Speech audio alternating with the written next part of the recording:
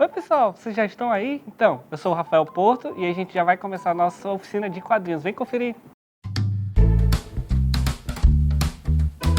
E aí, nesse primeiro momento, pessoal, a gente tem que entender o diagnóstico para entender por que eu tenho que fazer quadrinho, por que eu quero fazer quadrinho.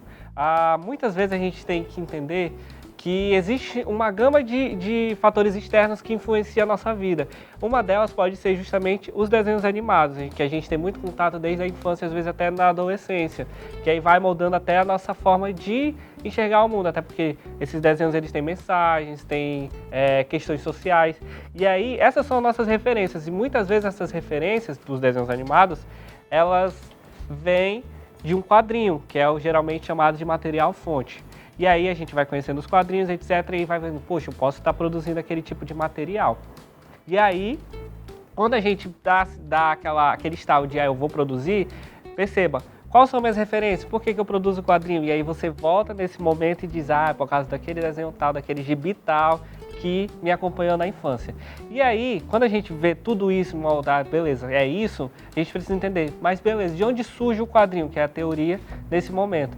O quadrinho, ele surge em várias outras ocasiões, mas uma das mais aceitas é a que ela surgiu aqui no Brasil, em 1869, através das aventuras de Wong Queen, de um italiano naturalizado brasileiro, ele se chama Ângelo Agostino, e percebam que é um quadrinho feito aqui no Brasil, um dos primeiros, feito há 2 séculos atrás, né?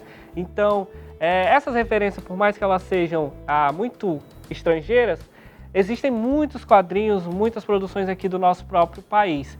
E também é importante pegar isso porque a gente dá a nossa identidade para o quadrinho, para a história, e não faz uma coisa apenas assim, é de lá de fora, mas eu também posso fazer uma coisa aqui da minha cidade, super-heróis, trabalhadores, cidadãos que moldam a nossa forma de escrever. Nesse momento a gente também tem que entender que precisa de leitura para pegar essas referências. Então, quanto mais tu lê, mais carga artística de quadrinhos você vai conseguir atribuir a você.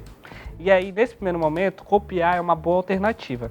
Eu peguei aqui uma história simples de um cartoon, que todo mundo provavelmente já conhece, e aí eu vejo, através dos desenhos, formas mais simples para eu ir trabalhando.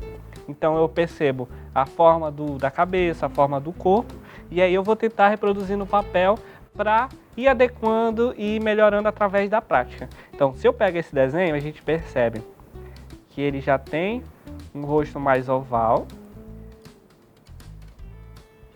e vai trabalhando os detalhes da orelha.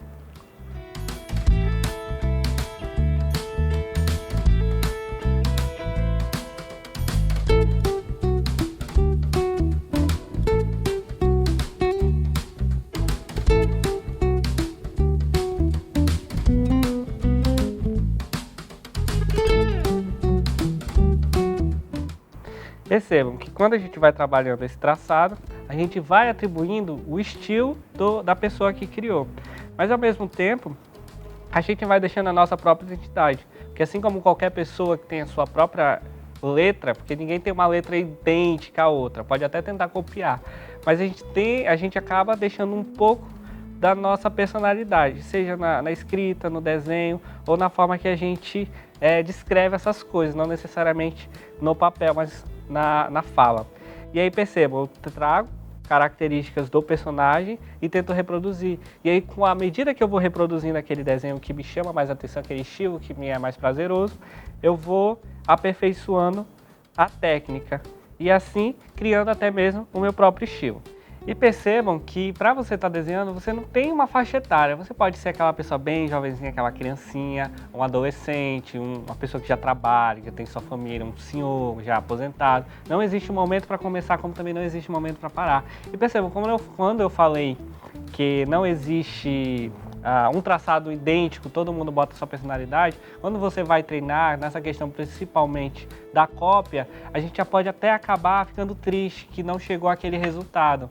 Mas não se frustre, é isso que é a questão da prática, é errar e melhorar sempre com aquele erro, vamos dizer, fiz aquela mão daquele jeito, vou tentar melhorar a mão, fiz um pé de um jeito, vou tentar melhorar aquele pé, o traçado que eu fiz não ficou igual como eu vi na referência. Então, tentem usar esses pequenos defeitos para melhorar aos poucos, porque ninguém é aquela pessoa intocável que não dá para melhorar sempre. Vocês e os seus desenhos vão sempre estar evoluindo.